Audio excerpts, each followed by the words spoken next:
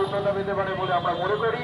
ফলে সেই জায়গায় দাঁড়িয়ে এই যে উৎসব আজকে শেষ হলো, এর জন্য মন তো খারাপ রয়েছে, মন ভারাক্রান্ত, তবু শেষ করতে হয়।